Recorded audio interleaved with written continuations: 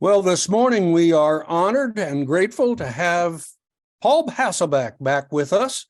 Paul's been a frequent speaker with us, and he always presents a very adroit and articulate perspective on faith matters. And today he is talking about one of the 12 powers, the hope to conviction, the journey of faith. Paul is a very well-known Unity metaphysical authority and teacher and writer and speaker, and we're very pleased to have him. Welcome, Paul. Take it away. All right. Let's see here. Well, hi, everybody. It's good to be back on this cold January day. And as you were running through all those slides, Doug, I'm just bowled over by you guys that you put this thing together week after week, you share the load, and you love each other. And what could be any better than that, right? I mean, it's like, wow. So I'm always honored to speak, and I'm going to be giving you sort of a more normal Unity talk than what I normally do. And it's going to be all about, as you've already said, faith. Let's see if we can get my slides going here. So, I want to go, let's see. Are you seeing my minion? Yes, we are. Fantastic. So let me go to slideshow from the beginning. And let's go here. And Kyle, it's always comforting to know you're there. Thank you very much. Oh, and of course, it reset itself. Let me go back one more time. PowerPoint. There we go. From the beginning. Okay. As I said already, I am delighted to be with you, as I am always. And you already saw this information, but you know what? You can get out your cell phone. You can take pictures of this, where my website is paulhasselbeck.com. My podcast is found at metaphysicalromp2.com. And email is alberthasselbeck@gmail.com. And we got some recent news. That podcast is either rated in the top 10 or 20 metaphysical podcasts in the world. It's like, how in the heaven did that happen? So let's get romping. Hope to conviction, a journey of faith. And it's really interesting. If you go into the archives, the Unity archives around Charles Fillmore, he really didn't count hope as the first step of faith, but I certainly do. I think that's where it begins. So here's a little roadmap. I'm going to do fundamental concepts, which I normally do just in case there's somebody new here, and to remind you of the mindset and the point of view from which I'm speaking. And then I'm going to talk about the metaphysics of the 12 powers, and then do some detail on the power of faith. So let's get going. So for me and for Myrtle Fillmore, God is it, neither male nor female, but principle. And the same for Charles Fillmore. Under the definition of mind in the revealing word, he defined mind as, by the term mind, we mean God, the universal principle which includes all principles. And then in Talks and Truth, he said, yet there is but one I am. It cannot be cut into parts. It is principle. I found this to be a very, very important quote for me, because we often talk about how we're a part of the divine, a wave of the divine, a drop of the divine. We've heard them all. But this is saying the divine cannot be cut up into little pieces. It is whole and complete everywhere. Someone once says, there's no absence of presence anywhere. And then he defines the I am as the metaphysical name of the spiritual self, as distinguished from the human self. So here, Charles is setting up the idea we have a spiritual aspect and a human aspect. So doing the math, we're if A equals B and B equals C, then A equals C. And this is combining all that information I just gave you. If God is principle and principle is the I am, then God is the I am. If principle is the I am and the I am is our spiritual self, then principle or God is our spiritual self. And this is where I get this idea that we can say, I am God. But that triggers people sometimes. So it's just nicer and friendlier to say, I am divine. You are divine. You're also human, as am I. And then in an unpublished talk, now this is a really interesting historical fact. Notice in the credits, it's from an unpublished workers' talk. This shows us that Charles was doing separate talks and classes to the workers when they were down at 9th and Tracy in Kansas City. And then there were the more public things he did for his Sunday lessons down there. So here he said something very interesting. And then if you can conceive that all that principle, all of it, not a part of it, not a drop of it, is right at hand for your use, all principles can be grasped and used by you. So here, the trick is to become aware of what these fundamental principles are. Or I could say what these fundamental divine ideas are, or in the case of today's lesson, 12 powers, the 12 faculties, the 12 abilities.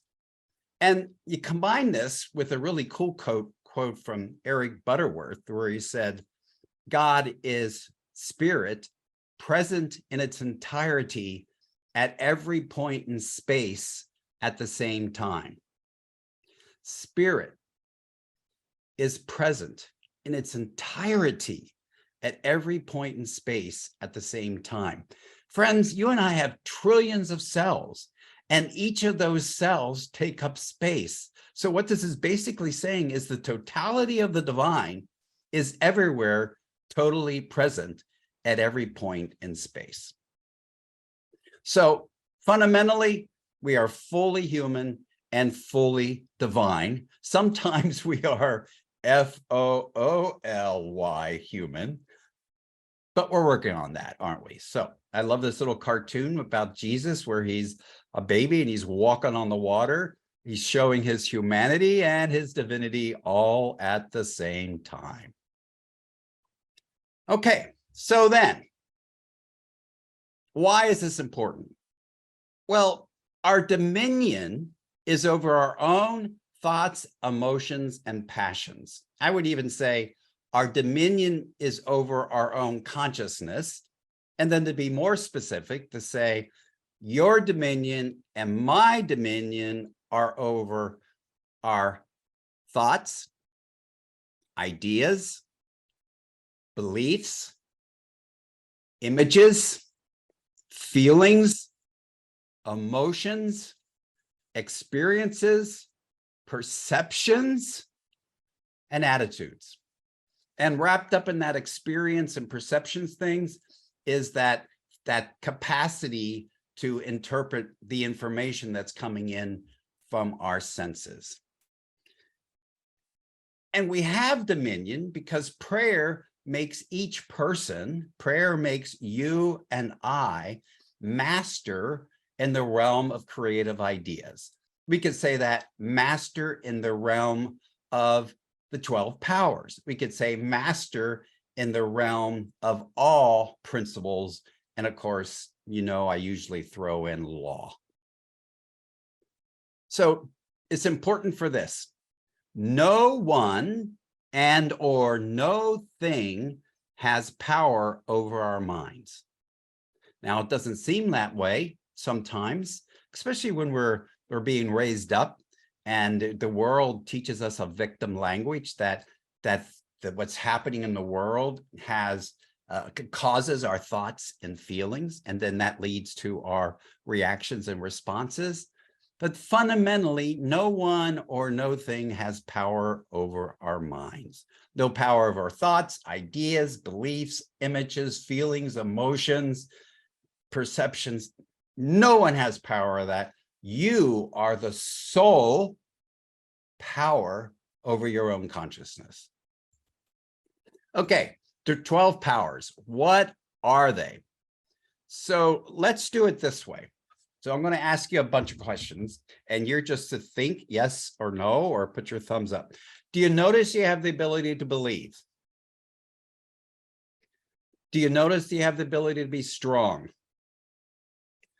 Do you notice you have the ability to be wise? Do you notice you have the ability to love and desire? Do you notice you have the ability to be powerful? Do you notice you have the ability to visualize? Do you notice you have the ability to understand and even comprehend? Do you notice you have the ability to choose and direct yourself? Do you notice you have the ability to adjust and organize, sequence? Do you notice you have the ability to start and to be passionate? Do you notice you have the ability to release and let go? And finally, do you notice you have the ability to energize and enliven?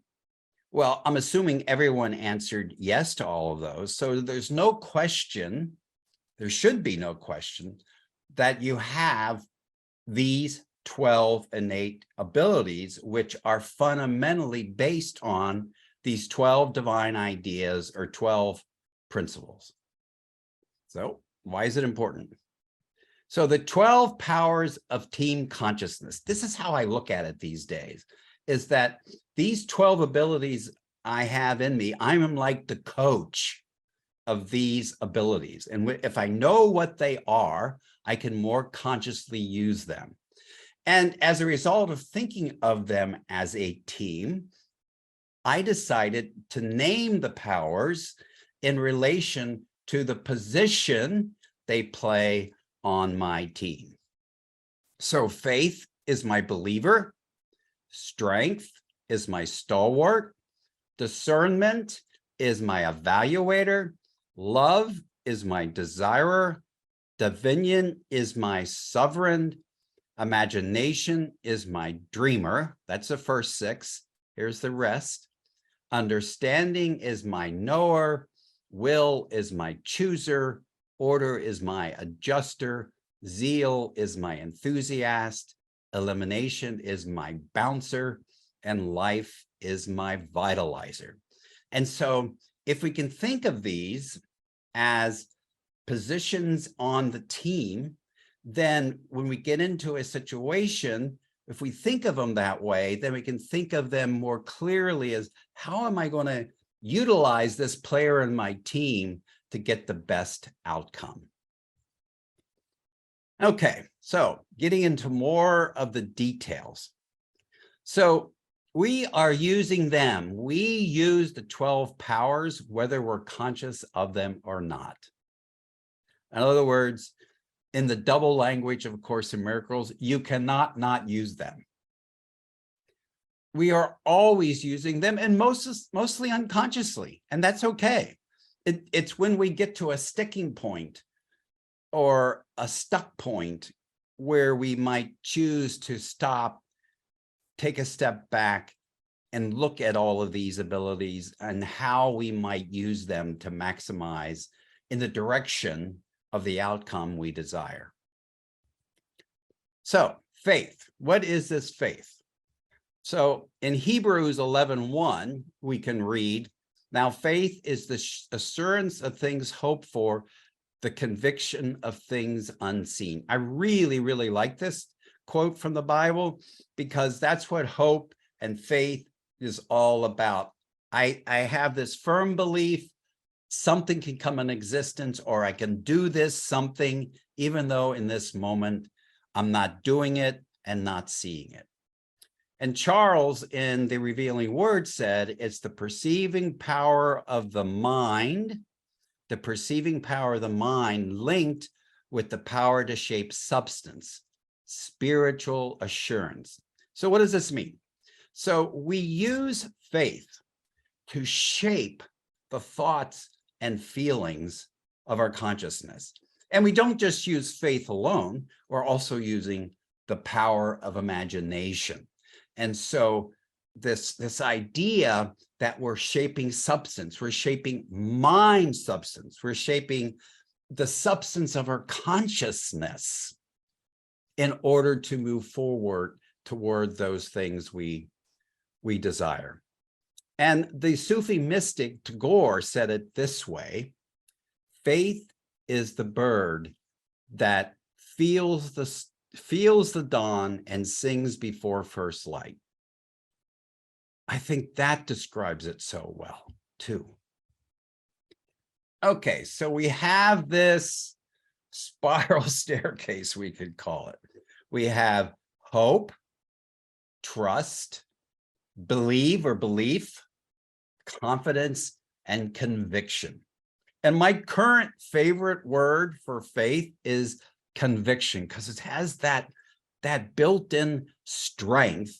And then I think of the power of faith working with the second power, the power of strength. And in fact, we can't be strong about something if we can't believe in it. But that's not to say these other lower forms of faith are bad, because they each have a purpose for us. We can use them to the best of our ability. So that's the power of faith. Now, it's important to realize that each of these principles, these 12 divine ideas, these 12 powers, they do not have the ability to care how they are used, because these abilities have no agency. They have no ability to do. You and I are the agents using these 12 powers. They can be overdeveloped or underdeveloped. We could say overused or underused. So let's look at this in the context of faith. Official member of the wishy-washy club. I think we can be really wishy-washy if we don't believe in something. But the other end of that spectrum is, I'm not opinionated, I'm just always right. That's that idea that don't confuse me with the facts. Or let's see, in today's language, we could say, don't confuse me with alternative facts. But as when we believe something and not willing to question that something. And you know, one of my fundamental ideas is questioning unquestioned answers. So this idea of believing in something so strongly that we won't question it gives us really wonky outcomes. And don't we know that based on our previous election experience? And so that brings us that we can use them. We can use, in fact, we do use the 12 powers from any level of consciousness. And so I like to think of 4 levels of consciousness. That's the victim consciousness, where I think everything and everyone is against me and things are happening to me. And so when we're working at that level, we're using our faith to believe that. When we're working at the victor level, where I know I have power over at least my own consciousness, I believe that I can't be beat by anyone or anything. That's that idea of that personal power, not universal power. We could say on its worst end would be a selfish power, but on the best end of victor consciousness, we could think of being self-full. And then vessel consciousness is like when we say the Christ in me, where it's like a wiener in the bun, where the wiener's never the bun, the bun's never the wiener. Well, a lot of people have the belief of a God within, but they are not that God. It's there, it's present, and I'm not it. And then finally, I think of the ultimate level is verity consciousness, where a person can believe in their innate divinity. Now, look, truth is, yes, each of us is fully human, but none of us at any given time is expressing the full range of what it means to be a human. We can say the same thing about our divinity. The entirety of the divine is present at the point of us. In fact, earlier I said at every point in space, right? So that means every point in space of where your body is. The thing is that we're never using the full capacity of our divinity because our divinity is infinite. So in some way, we have to use our consciousness to limit the divine from this infinite something to something very specific, first in consciousness, and then from consciousness into something we might want to demonstrate in the world around us, in the physical world beyond our bodies. And the interesting thing is when we're using our humanity to limit the divine ideas of our divinity, no matter how many times we limit those divine ideas, they remain untouched, unchanged, and fully available. And so in our divinity, we are infinite. In our humanity, we are finite. If we weren't finite, we couldn't be sitting here enjoying this morning together. And so finally, we can use them in the arenas of our consciousness, the arena of our bodies, and the arena, the arena beyond our bodies. So I think of three arenas we can use any principle, any divine idea, or any of the powers. So we use them in the arena of our consciousness. Sometimes we call consciousness mind, little m mind. But I want to be quick to point out that mind or consciousness is not our physical brain. And so we can use each of the 12 powers in the arena of our consciousness, because you and I are the master, not only of the divine ideas of the powers, but we're also master of our thoughts and feelings, thoughts, ideas, beliefs, images, feelings, emotions, experiences, and all of that stuff. And so we can use each of the powers to adjust our consciousness. And then at the level of our physical bodies, or the arena of our physical bodies, aren't we all believing, don't we all have a kind of a faith that our bodies are going to do what they do? And if you're like me, when the body doesn't do what I believed it was going to do, I can feel a little betrayal. It's like, what the hell just happened with that? But the thing is, each of our cells have an intelligence. Each of our cells is using the 12 powers to manifest life at the level of that cell. So each cell is living, so we know the principle of life is engaged, and all living things in the process of living builds up wastes that have to be eliminated from each cell, from each organ, from each body system, from your body. And so we can at least see in a very quick way that each of the cells of our bodies and our bodies are using the principle of life and the principle of elimination. And everything that's happening in there has an intelligence. So we know wisdom or discernment and understanding is happening. And so that's how we can think of the powers in terms of our bodies. And if someone is sick and we want to pray for them, or pray with them. We can think about what part of their body is not expressing total well-being and figure out which of the 12 powers or even the other principles we want to claim in the present moment for that person, so that we are coming into alignment with that other person's total well-being, because that's the goal. So I'm not ever praying for healing. I am claiming what is already true in potential.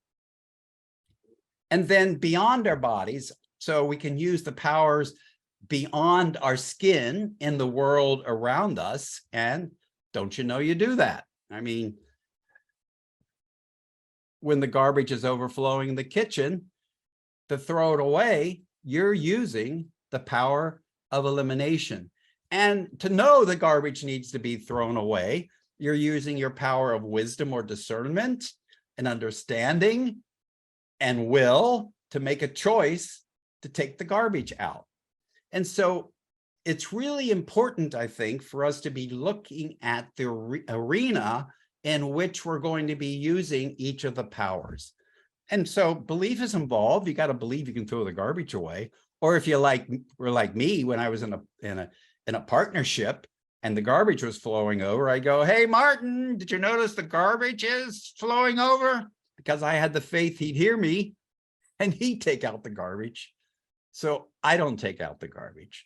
But keep with this idea, you and I have each of these powers, and we have the ability. In fact, it's inherent, it's innate to use these.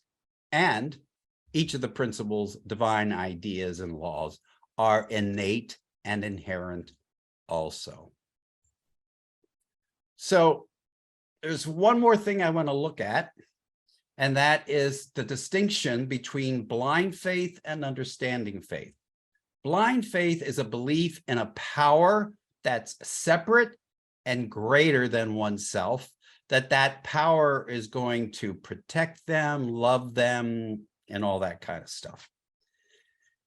Understanding faith is based on the knowledge of principle and law. And so today you've learned in a general way about 12 of those principles, and I hope particularly the principle of faith. So understanding faith is acting in a way, praying in a way based on what we know to be true about the divine, what we know to be true about our innate and inherent divinity. And so one of the things I like to think about the power of faith is we can use that power of faith to develop an optimistic spirit. And I think most of you in this Zoom room have an optimistic spirit. It's kind of a hallmark of a Unity True student or a New Thought student or a metaphysician. So I hope each of you have an optimistic spirit. And so, friends, that's our journey of faith from hope to conviction. I hope you found some little tidbit you can use, and I am definitely looking forward to sharing about this during your coffee hour. Thank you very much.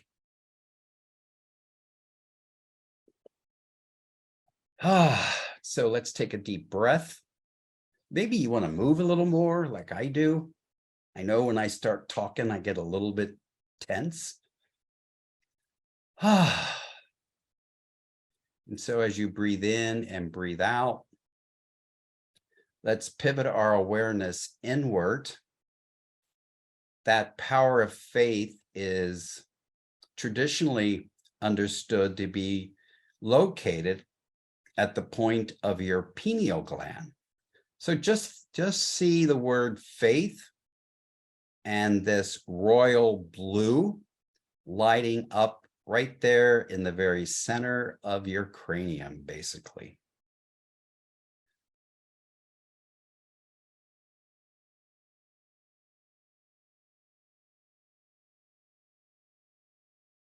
see that beautiful blue light glowing there as you quicken your awareness of your innate and inherent power of faith. It wasn't given to you. You didn't inherit it. It simply is. And it's one more tool. It's one more player in team consciousness, so that we can learn to step out in faith, trusting in our humanity, trusting in our divinity, and trusting in our own innate agency.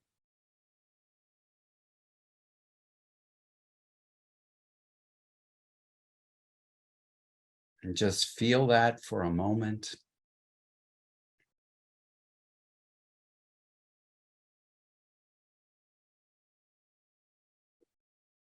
Notice your humanity.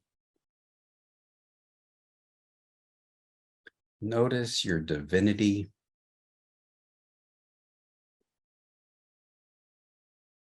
Our humanity is something we can wondrously embrace.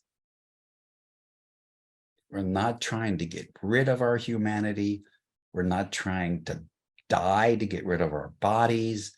We are embracing our humanity as a way to live life fully. What if that's all we're here to do? Live life fully. Have life fully. Having the faith in that as we step forward each and every day.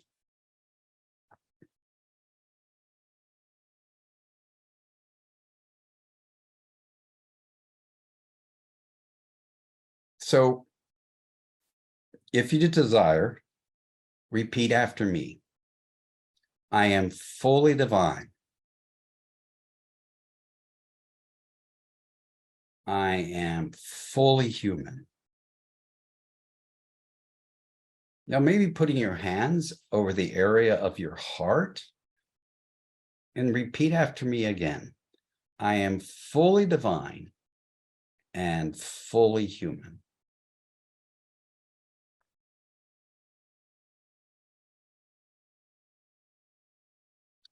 And now one more time. I am fully divine and fully human.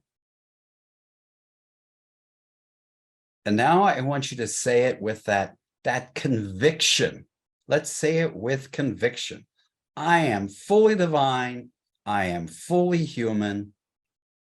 And so it is. And so you are. And so I am. Amen.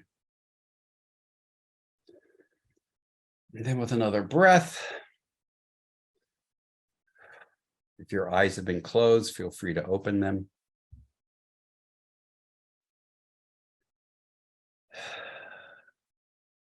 As we rejoin the room,